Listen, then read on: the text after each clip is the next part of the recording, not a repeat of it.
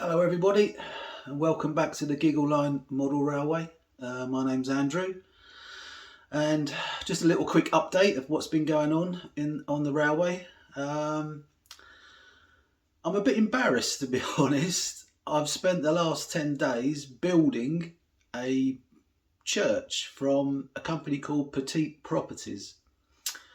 I've videoed every single stage of it for you guys so you can understand how it is made and what you have to do, what materials you need, etc, etc. I spent a lot of time doing those videos, probably shot about 16 odd videos, short ones, so I could put them all together and show you guys how to make it. Unfortunately, I shot it in the wrong format. I shot it in portrait instead of landscape, so it's no good for YouTube whatsoever. So back to the drawing board. But I will show you the actual church. I've not finished it yet. It's about 3/4 finished. So I'm going to cut off now and then I'm going to actually film what the church looks like and all the processes and things that I went through to get to that stage. I'm going to be doing some more Petite Properties kits. They are probably the best kit you can get. Apart from Metcalfe, I think Metcalfe and Petite Properties probably the best two. I'm not into plastic. I can't be doing plastic kits. They're just a pain in the bum. So I think for me, Petite Properties is made out of very thin MDF and Metcalfe is all card. I actually made a Metcalfe station, so I'll show you that as well after I've shown you the church. So yeah, I'll crack on with that and I'll see you in a bit. Right then, here we are. This is St Thomas Church by Petite Properties. About 3/4 of the way through. I've laid the roofs on just so you can see how they all go. Right. If and when you do buy this church, the most difficult part is the windows. The windows are in 5 parts. If it's up to personal preference, but I did anyway. Each outside bit of those windows you need to paint. I painted them in sandstone using watercolours from Metcalfe. They're readily available, quite cheap. Yeah, so I painted every single part. I've sprayed lead roof, spray that and some which they suggest in the instructions, just to make it look like a lead roof.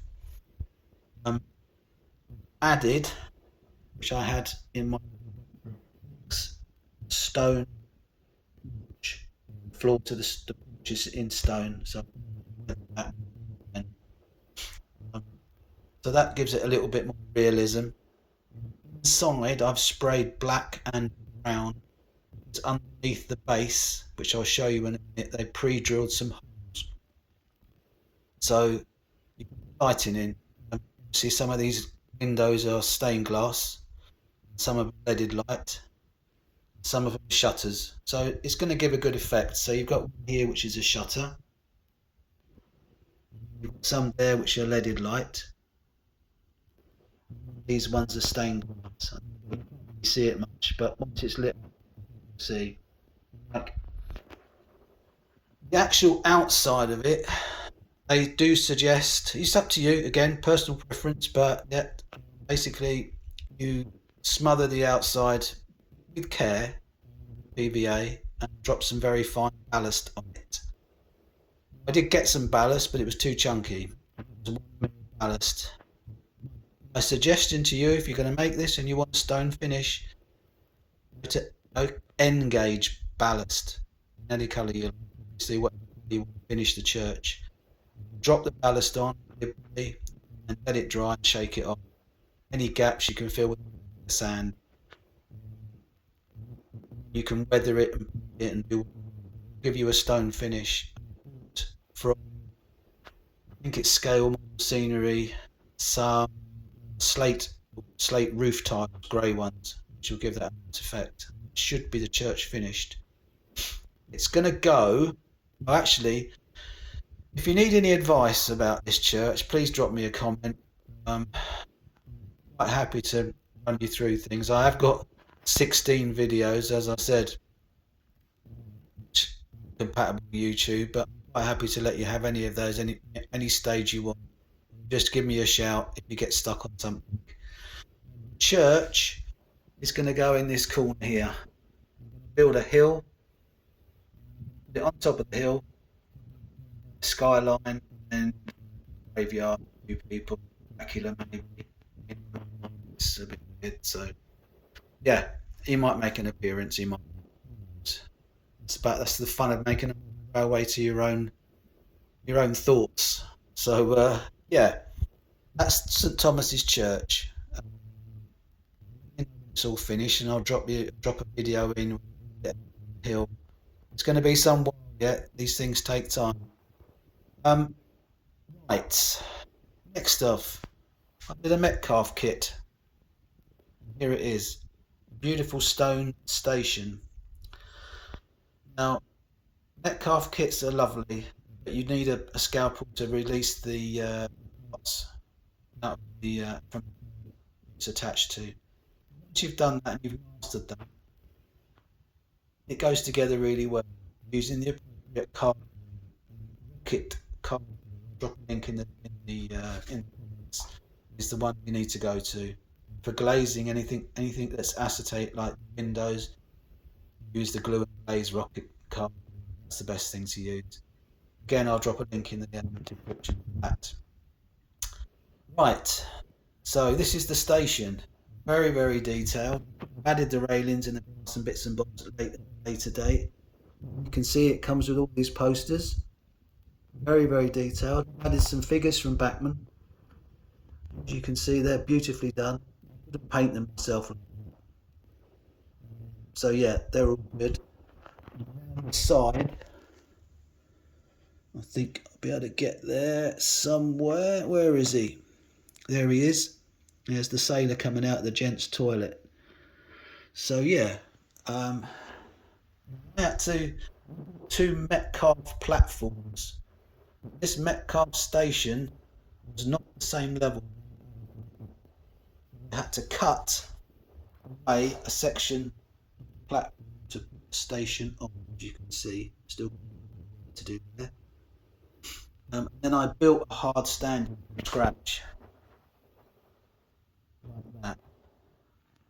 Making your railway is all about personal preference. It's entirely up to you how you do things. There's nobody standing over you. You just do it how you want. It's only going to be you looking at it, unless you're taking it to a show, which you probably won't be. Layout. So there's only me, my lovely lady, a couple of guys that I see it. So there's no worries. Just do what you feel is best. The roof need a bit more. Second, here needs a bit more. You know, do it in your own time. I think it looks okay. As to you, if you're going to put figures on your layout, get something that's decent. Unless you've got a steady hand, you can do things. Bachmann, way to go. Some links in the for that as well. So yeah, I think that the station works out well. Now, I've been to a couple of shows, as usual. It made some impulse buys. So over here, these two. To be honest, church station really come up to scratch. I might be able to fix them, make them look decent, and somewhere layout. I'm not sure how to sell them. I don't know whether I've showed you this one before. This is the yeah. You tend to repeat yourself down again. This is the Stockman's building I used to work in St Albans. It's from scratch. Still needs a bit of. There's going to be a road there. Should be a pub visit. Cleaning lady. Cleaning the step. Yeah. Again, back. These figures, amazing. This little building as well. It's got lights in it. but it's plastic. Sure. Drop me a comment if you think it works or where it should go. Be interested to find out what you think. These two as well. It's not too bad. You know, it's got pay for what you get. These two aren't too bad either. Um, yeah, that's the layout as it stands at the moment. You've seen the yard. Now, I'll explain working on hinged section. As you can see, there's a great big gap there.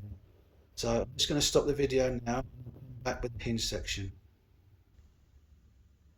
Okay, so here's my hinged section. Some people hinge their sections up, some down, and some have a lift out section. Either which way, you need your track to be level vertically and horizontally, and this is proving to be, for me, quite a mission. I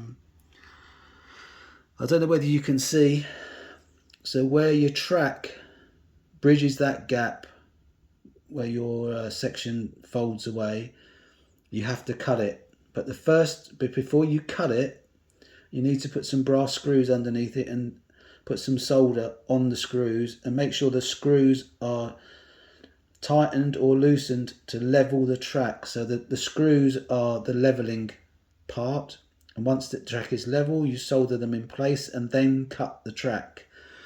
As you can see, we've got 5 lines on this layout, quite a lot, and it still makes a noise when the trains and wagons go over. There is nothing you can do about that if you want something like this with a hole in the middle. As you can see, you're going to have a section like this. There's a lot of ways of doing it. Some people slide a fish plate over every time it's up, but that's a bit of a mission. It does move, from side to side as well as up and down. So with that in mind, I put a lateral bolt on it there as well, which stops it moving up and down. This is just to fasten it. I'm going to put that same bolt the other side. It is trial and error, people, and this is something you don't really see a lot of videos about. So any questions, please drop me a comment, especially if you're new to it and you're wondering what the hell you want to do, how you're going to do it. There is a method. Some people will say, the younger generation, they can crawl under the gap and they don't have to cut it. That's fine, but there comes a time when you get older that you don't really want to be crawling around on the floor. So, yeah, that's what I've done. Give me your thoughts. I'd like to know what you think. Yes, it does make a little bit of a noise when the trains go over. Turn the volume down, that's what I do. But yeah, it runs, it's fine. Obviously a lot more work to be done on this layout, as you can see, but we're coming on. I've got some low relief buildings there. I don't know whether they're going to go there or not, but at the moment I'm sticking them there. They look good against the backdrop. I might just continue low relief all the way down that wall. Again, drop me a comment, let me know your thoughts. I'm interested to know. I did buy some engine sheds, as you can see in the background. £3 each. Not going to keep them. They're old plastic Hornby ones and I need longer ones. So again, another impulse buy. Just be wary of impulse buys, okay? So, right, I'm going to have a little bit of a running session now. We've got what have we got here? We've got a lovely King Edward King class with some Southern coaches on. I don't know whether these are the right coaches for the right trains. This is one thing I'm really, really vague on, but I'm sure you'll put me right. But I'm not that bothered, it is what it is. And we've got a class 20 up there, a class 40 there, and a beautiful Southern Loco, Wren Southern Loco coming around on the inside track, on the inside line with some goods wagons. So I'm going to run that now and I'll catch you in a bit. Right, welcome back. Here we go. 4 lines running. I'm hoping we don't get any derailments. But there we go, class 20 coming round. There goes the King class up the incline. And there goes the class 40 on the bottom of your screen there, with the Pullman coaches. I would love some lights in my Pullman coaches. Any idea how to do that would be most grateful. So drop me a comment. Little goods line there going down. We've got so much to do. Scenery, buildings. Still after more wagons and coaches. I think 5 coaches is enough, unless you think I can pull more down up that slope. I've got it on a slow at the moment. I'm using the Gauge Master controller, by the way. There it is. It's a new one, but very, very good.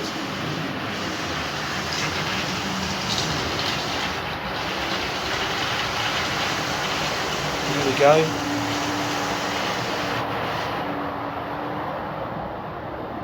Let's have a look. The Southern coming round.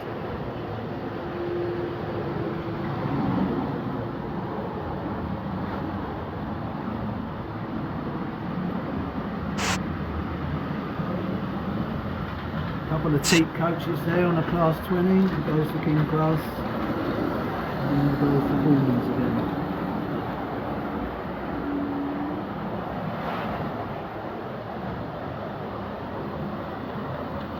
Nice little Southern Wren bargain from eBay.